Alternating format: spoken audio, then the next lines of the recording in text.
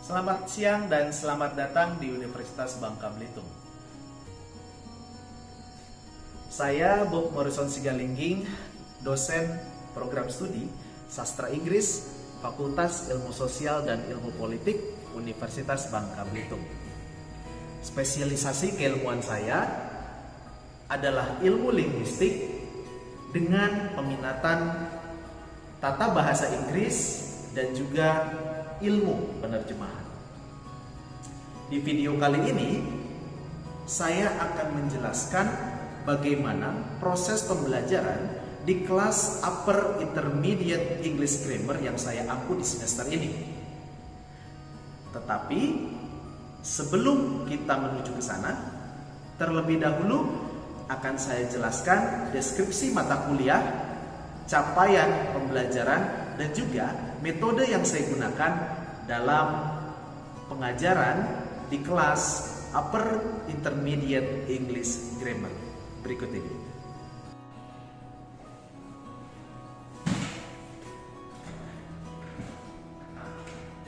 Mata kuliah Upper Intermediate English Grammar merupakan mata kuliah wajib di program studi sastra Inggris Universitas Bangka Belitung dengan bobot 3 SKS. Mata kuliah ini merangkum teori dan aturan tata bahasa Inggris sekaligus praktik penggunaannya di level mahir. Materi yang diberikan pada mata kuliah ini antara lain konsep quantifier, gerund, prepositional, infinitive, phrase, subject-verb agreement, adjective, adverbial, noun, clause, inversion, dan structure and written expression on TOEFL. Contoh-contoh penggunaan seluruh materi dalam kuliah ini ditekankan pada level mahir atau advanced sebagai syarat penguasaan bahasa Inggris formal, baik secara lisan maupun tertulis, untuk tes kemampuan berbahasa Inggris. Bahan kajian keilmuan dalam mata kuliah ini tentu saja beraneka ragam, dan metode pembelajaran yang saya gunakan dalam kelas Upper Intermediate English Grammar adalah metode DIA, Delivery, Interaction, and Assessment. Delivery. Bagaimana saya mencoba untuk menyampaikan materi kuliah kepada mahasiswa dengan mewajibkan mereka untuk memiliki setidaknya satu referensi wajib.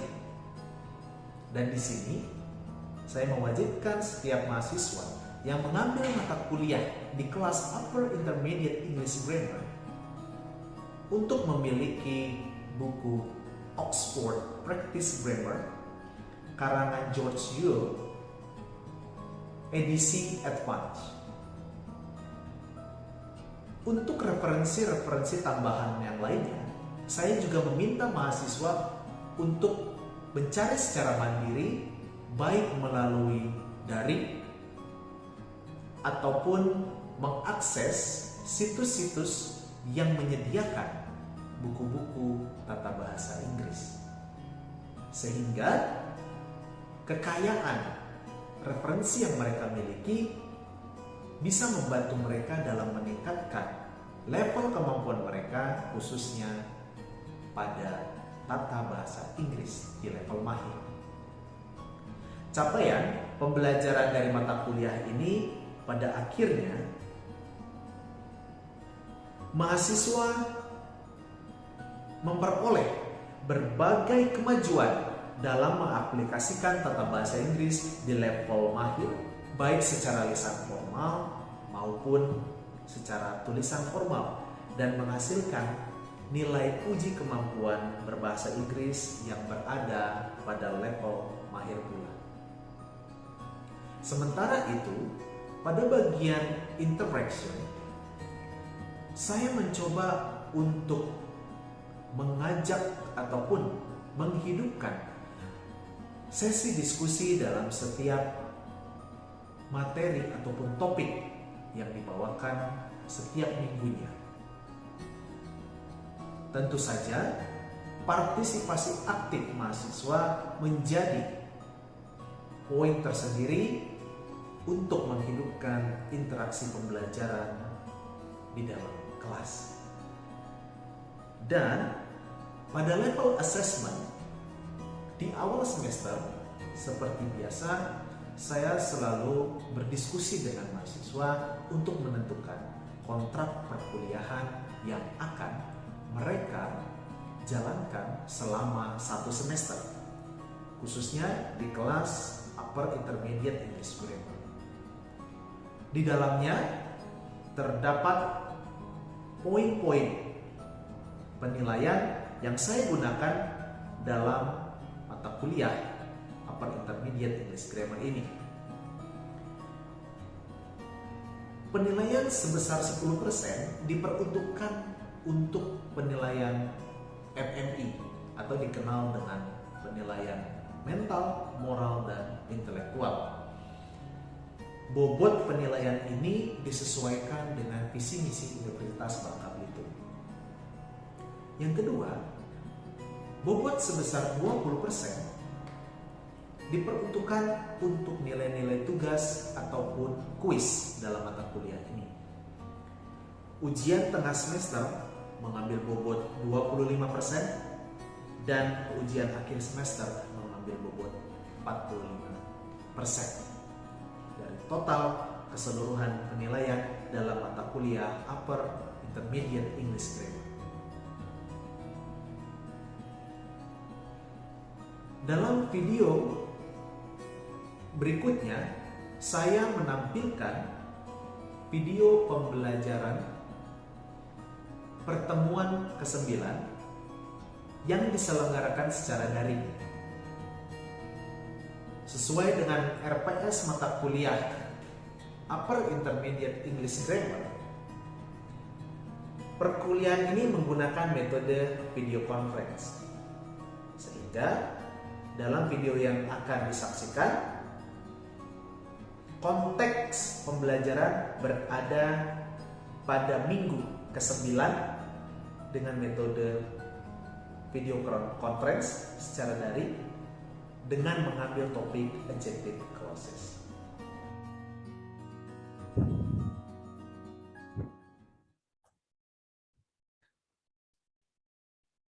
Assalamualaikum warahmatullahi wabarakatuh. Selamat siang, salam sejahtera untuk kita semua. Semoga teman-teman di kelas Upper Intermediate English Grammar 20B siang hari ini berada dalam kondisi sehat ya. And I believe after finishing the mid test, you are still on fire to follow the Upper Intermediate English Grammar class on meeting 9. So,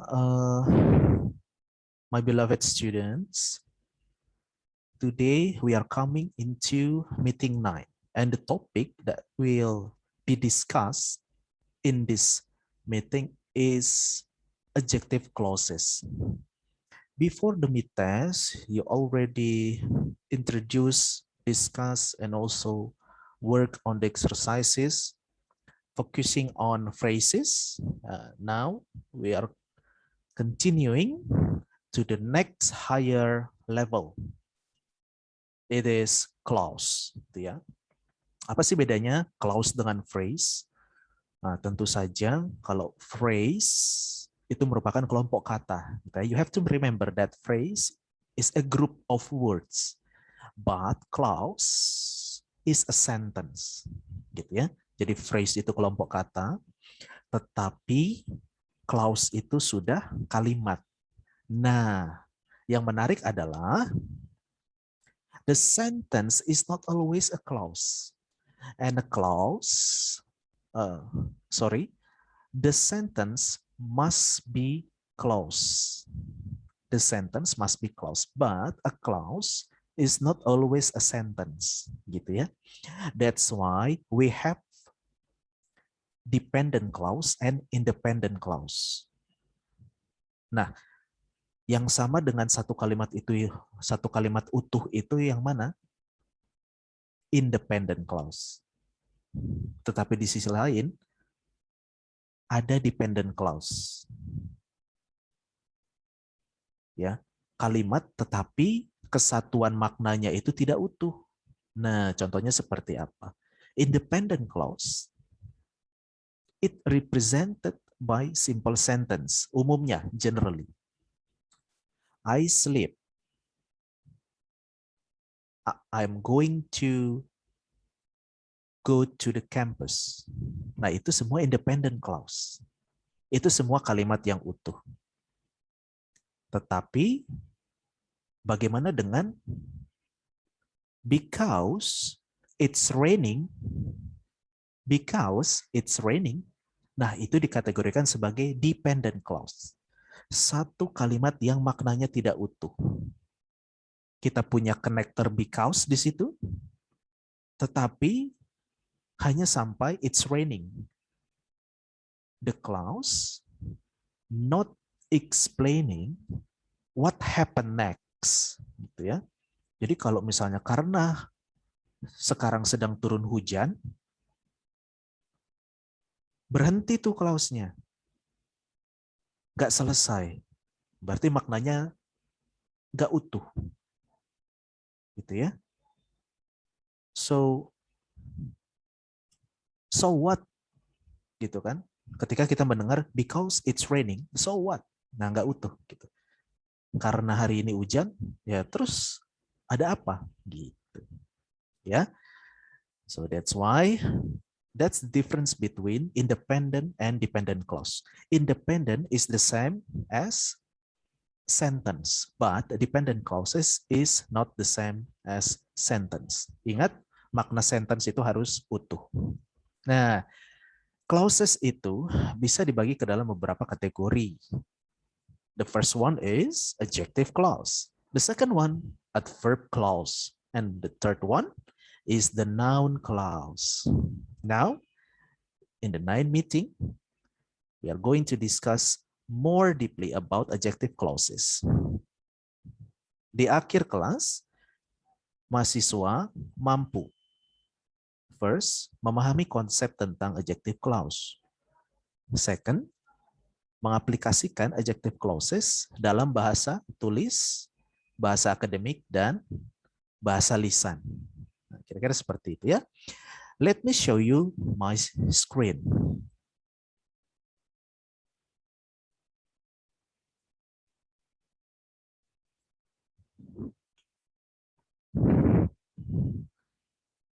All right. Is my screen clear enough to be seen? Yes, sir. Okay, thank you for the response, ya, Dela. Okay, adjective clause.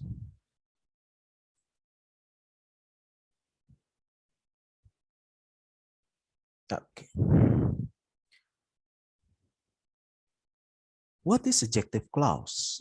An adjective clause, or in another term called relative clause, is a dependent clause that modifies a noun. Jadi teman-teman, klausa relatif atau klausa adjektif itu berupa klausa bergantung, dependent clause, ya, berupa klausa bergantung yang fungsinya menerangkan kata benda. The function is explaining a noun, gitu ya. Nah, kemudian it describes, identifies, or gives further information about a noun, gitu ya. Nah, adjective clause itu menggunakan connectors. Connectornya itu apa? Penghubungnya itu apa? Tadi kan dibilang konektornya ini berfungsi sebagai pengganti noun pada independent clause. Nah, ternyata connectorsnya ini berfungsi to connect the dependent clause to the independent clause. Jenis konektornya apa saja? Ada who, ada whom, ada which, ada that, and whose. Gitu ya. Who, whom, which, that, and whose.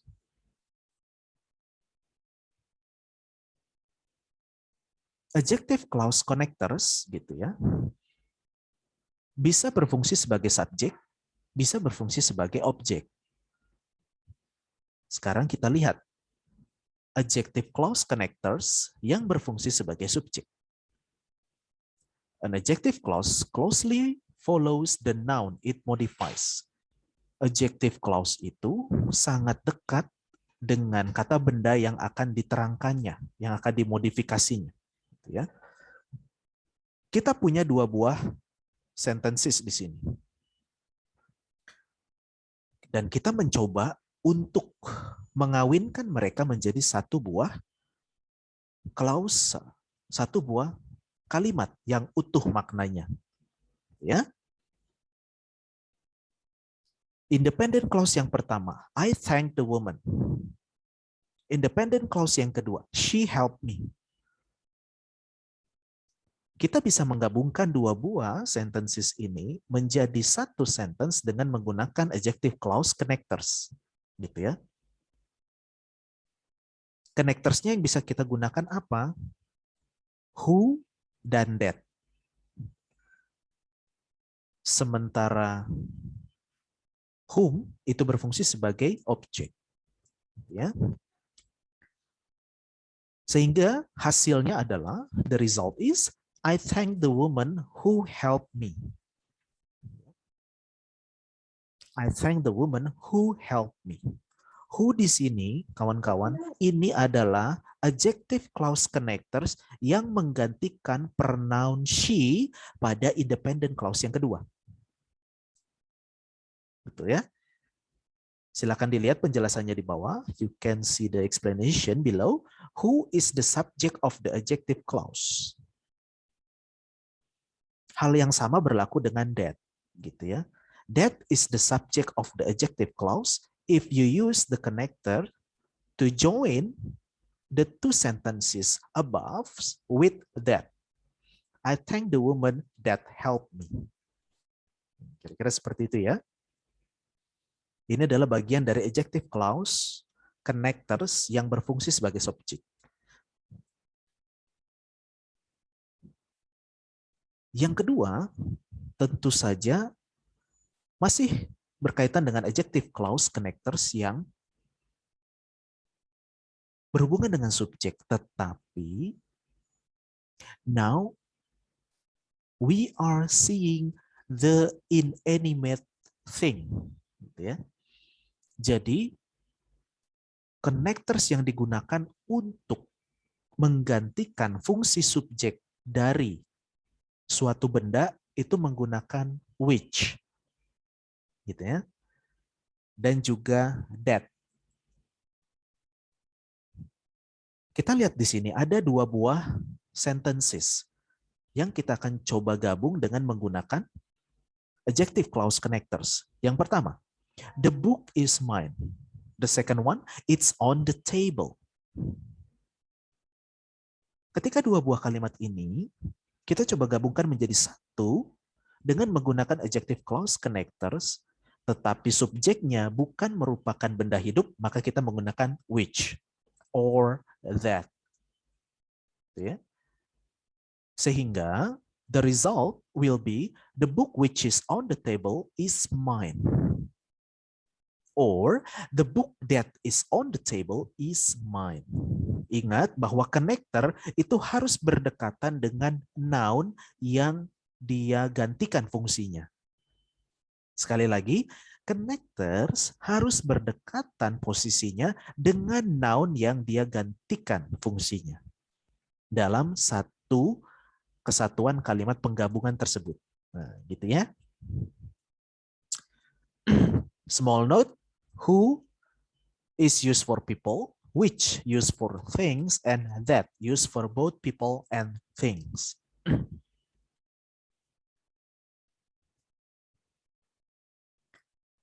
Nah, sekarang kita coba lanjut dulu ke yang kelima.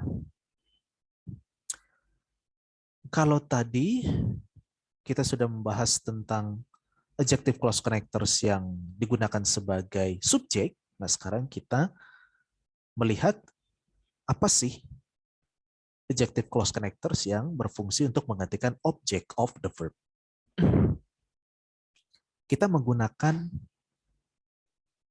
connector whom dan that gitu ya untuk people, for people or animate things. Nah, di sini saya menyediakan dua buah sentences. The man was Mr. Jones. The second sentence, I saw him. Nah, ketika dua buah kalimat ini digabungkan menjadi satu dengan menggunakan konektor, ternyata bagian yang diterangkan oleh konektor tersebut berada pada fungsi objek, gitu ya. Sehingga penggabungannya menghasilkan the man whom I saw was Mr. Jones, or the man that I saw was Mr. Jones, gitu ya. Whom is generally used only in very formal English. Jadi umumnya itu kalau menggunakan whom itu konteksnya itu very formal.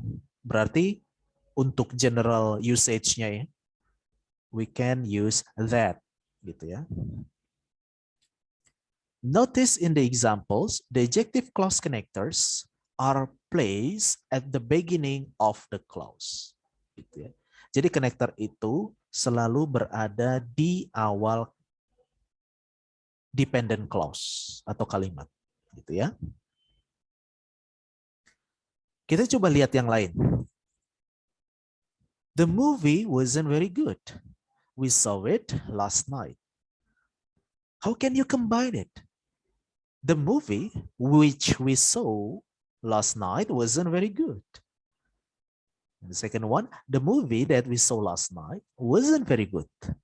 Gitu ya. Bisa menggunakan connector which, bisa menggunakan connector that.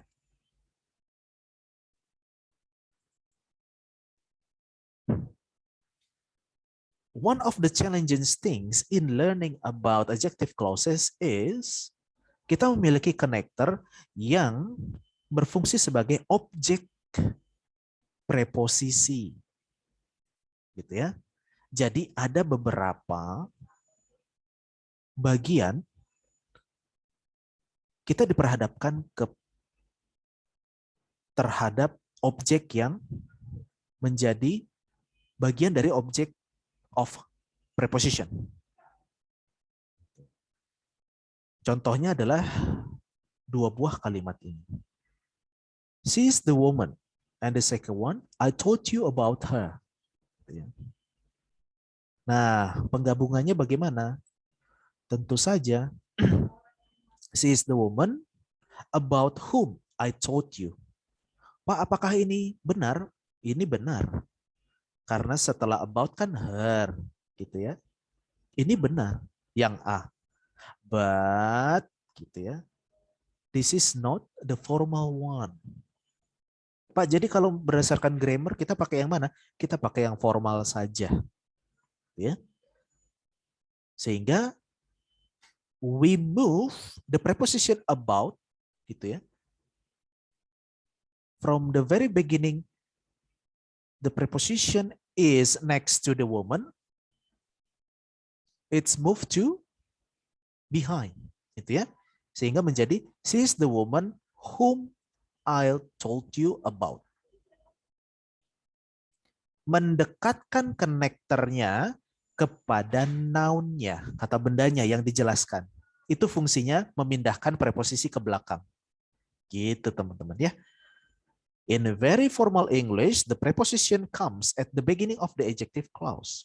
Usually, however, in everyday usage, the preposition comes after the subject and verb of the adjective. Jadi hati-hati dengan bentuk object of preposition.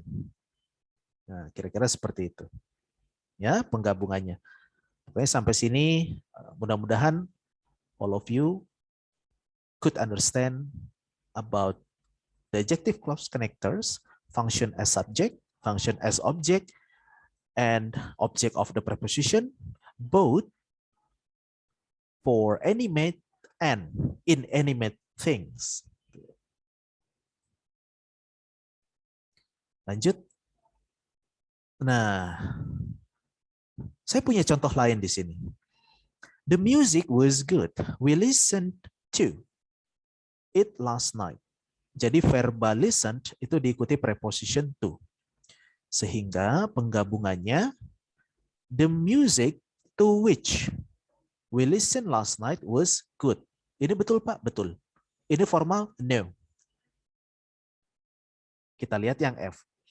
The music which we listened to last night was good. The music that we listened to last night was good. Ini betul Pak? Betul. Ini formal Pak? Formal. Kenapa Pak? Because the connector is next to the noun modified. Karena konektornya which, that itu berdekatan dengan kata benda yang diterangkannya. The music. Gitu ya.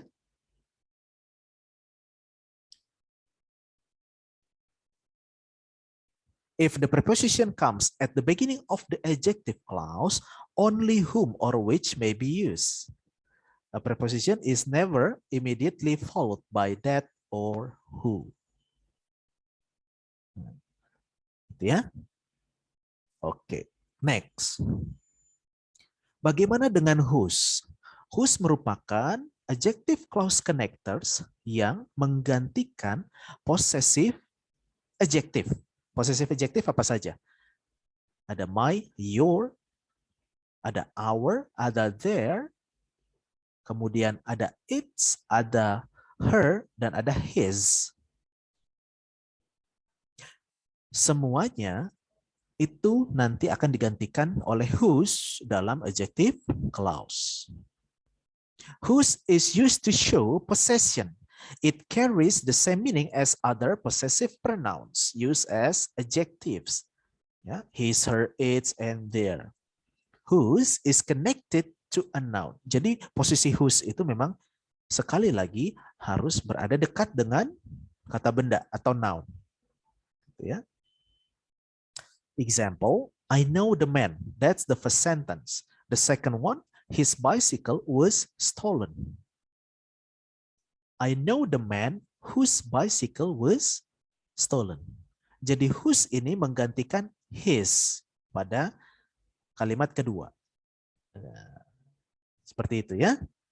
Pokoknya semua yang mengandung adjective clause, possessive adjective, adjective clause connectors-nya harus menggunakan whose. Nah, this is sometimes appears ya, where, and the next one will be when gitu ya. Adjective clause connector where is used in an adjective clause to modify a place. Jadi ingat, jadi ini untuk memodifikasi suatu tempat. Baik itu city, country, room, house, and so on. For example, we have two sentences. The building is very old. He lives there in that building.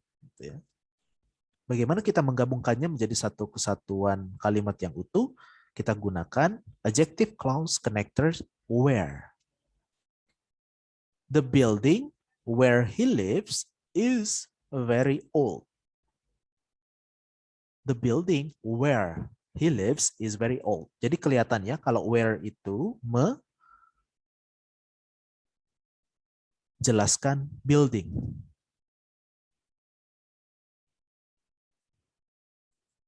Nah, satu lagi, using when in adjective clause. When is used in an adjective clause to modify a noun of time. Example, I will never forget the day I met you then, on that day.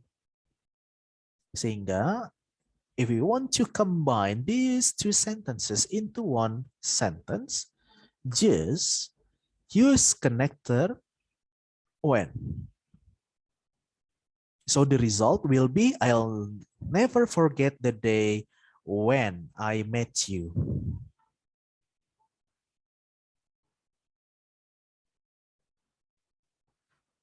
All right. So after hearing the explanation of all adjective clause connectors, started from the adjective clause connectors function as subject, object, and also object of preposition.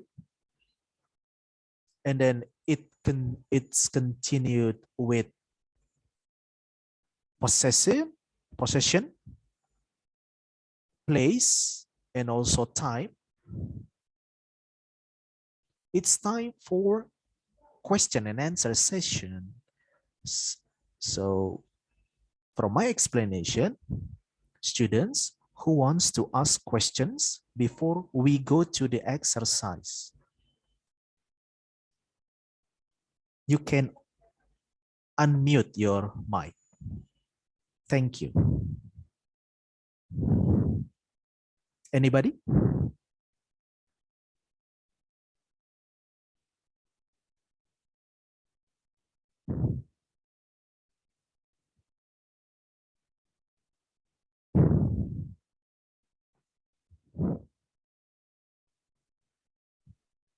Saya mau nanya. Okay, thank you. Who is this? Sorry. Susan Luciani, sir. Okay, Susan ya? Untuk yang mau memodifikasi tempat itu kan menggunakan where. Bisa tidak menggunakan selain kata where? Atau menggunakan kata that? Terima kasih, sir. Okay, thank you for the question, Susan. Ya, saya stop dulu. Oke. Nah, teman-teman semua, that's a good questions from Susan tadi ya. Bisa nggak untuk mengidentifikasi tempat itu kita gunakan adjective clause connector-nya yaitu that? Of course, the answer is no. Because, why no? Because ya, where itu, it's already formulated that it's only modifying place, gitu ya. Jadi kalau that itu dia lebih maknanya itu sama dengan who, whom, kemudian which, gitu ya. Itu berfungsi untuk menggantikan pronoun, gitu ya, pronoun, kata ganti. Sementara kalau where itu sudah pasti dia menyatakan suatu tempat, Susan. Ketika kamu melihat bahwa di dalam dua buah contoh kalimat yang ingin digabungkan, di salah satu kalimatnya itu tadi ada kaitannya dengan keterangan tempat. So, where is the appropriate adjective clause connectors if you think that it's explaining the place, gitu ya. Karena memang dalam aturan grammar, where itu memang khusus untuk menyatakan tempat. Sehingga that, gitu ya, that,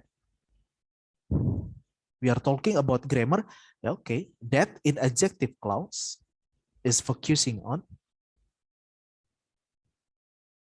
changing or modifying the noun, gitu ya, or pronoun, seperti yang saya perlihatkan contohnya tadi, gitu ya, Susannya. So the answer is kurang tepat jika kita menggantikan where dengan that, based on the exact English grammar. Kira-kira seperti itu, Susan. Baik, sir. Terima kasih. Another question? Saya, sir. Who? Lucky. Lucky ya? Oh, Dina. Dina ya? Ya, Dina, sir. Oke, Dina. Sebentar. Jadi kan, sir, kalau maaf, kan ada konektor that. Kalau misalkan pronounce-nya itu plural, misalkan the books are mine, apakah masih bisa konektornya pakai that atau boleh diganti those? Selain misalkan yang the book is mine. Kalau plural kan the books are mine. Jadi itu tetap bisa pakai that atau gimana, sir? Selain pakai which? Terima kasih, sir. Nah, itu justru pertanyaan saya, Dina. Kalau cuman the books are mine, the book is mine, terus kalimat keduanya apa? Gitu. Kalimat keduanya seperti apa? Kan kita mau mencoba menggabungkan dua buah kalimat itu dengan menggunakan adjective clause. Nah, kalau cuman the book is mine, kalau cuman the books are mine, itu belum lengkap. Iya, Kamu maksudnya tadi contoh yang dari yang share screen, tapi saya ganti ke bentuk pluralnya aja di slide berapa tadi ya? Slide 4 kalau nggak salah, sir.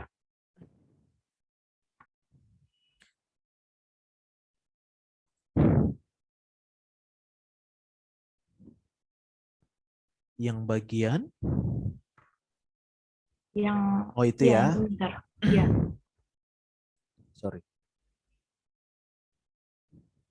Nah, jadi kalau misalnya Dina itu mau mengganti gitu ya, mau mengganti mind-nya gitu.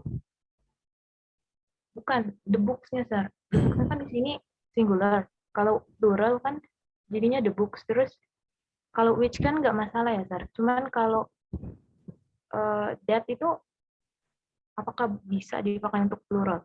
Oh bisa. Which sama that itu bisa digunakan untuk plural juga, Dina. Bisa. Oh, jadi that nggak perlu diganti ke those ya, sir. Jadi tetap that. Oh, beda. Kalau those itu demonstrative pronoun, gitu ya. Jadi bukan bagian dari connector di sini. Kalau those itu. Nah, kalau that itu dia fungsinya ada sebagai demonstrative pronoun, tapi di sini dia berfungsi juga sebagai adjective clause connectors. Jadi kita harus bisa bedakan fungsinya. Konteksnya kita harus bisa bedakan gitu. Jadi kalau those dipakai di sini kurang tepat karena those itu adalah demonstrative pronoun. Jadi bukan konektor. Tapi that itu bisa fungsinya sebagai adjective clause connectors dan demonstrative pronoun. Kira-kira seperti itu ya. Dina harus bisa bedakan ya. Ya, sir. Terima kasih. Jadi those nggak bisa dipakai sebagai adjective clause connectors, itu nggak bisa. Ada lagi yang lain?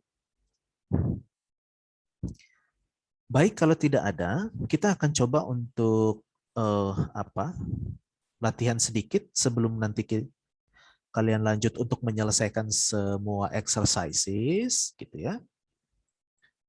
Saya akan coba share screen di sini.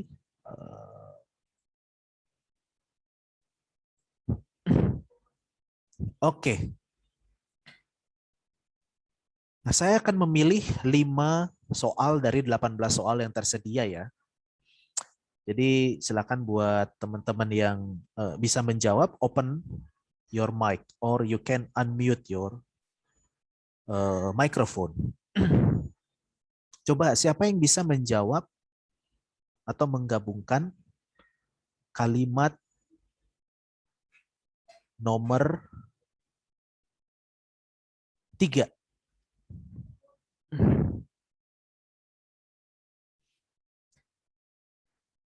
Siapa yang bisa mengkombinasikan soal nomor 3? May I, sir? Oke, Dina. Saya catat ya. We are studying sentences which contain adjective clauses. Atau we are studying sentences that contain adjective clauses. Good. Thank you very much. It's right ya. It's true. Karena they-nya di sini itu merujuk kepada sentences. They refers to sentences gitu ya. We are studying sentences which contain adjective clauses. We are studying sentences that contain adjective clauses. Thank you, Dina. Next. Nomor 13. Siapa yang bisa menjawab nomor 13? Rifki bisa? Nomor 13? Yeah, I'll try, sir. I apologize to a woman whose her coffee I spilled. Yes, excellent ya. I apologize to the woman whose coffee I spilled. Gitu ya. I apologize to the woman whose coffee I spilled. One more. Number 15. Nah, coba Dela, number 15. Yes, sir. The town where I grew up is small. Good. Yeah, the town where I grew up is small. Nah, kira-kira seperti itu ya. From the 5 examples we already discussed, gitu. Kurang lebih 3 orang sudah menjawab dengan benar. Nah, I will share this exercise later, so please complete all questions to make sure that you can master adjective clauses. Nah, gitu ya. After this, we will continue to the online learning management system. Yeah, we go to the Edlink.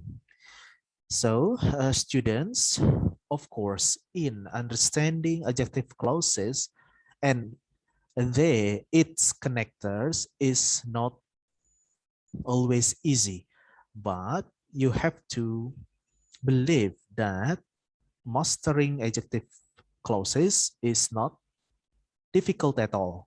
Yeah.